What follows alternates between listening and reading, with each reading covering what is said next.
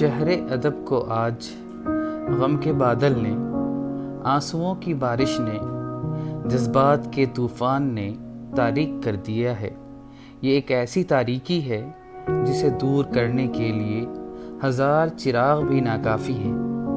ایسا بلند پہاڑ آج زمین میں سما گیا ہے جس کی بلندی آسماں تک پہنچتی تھی، جو زمانے کو لفظوں کا جادو دیکھا گیا، جو اپنی باتوں سے زندگی جینا سکھا گیا، جو بے زبانوں کی آواز تھا، جو وقت کی پکار تھا، جو صحرا کی بارش تھا، جو برف کی گرمی تھا۔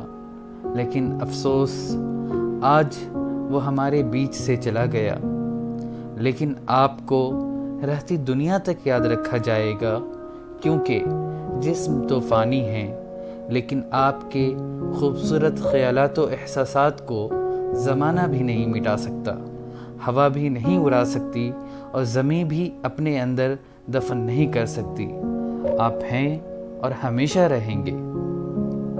آپ کے ہی ایک خوبصورت شعر پیش خدمت ہے۔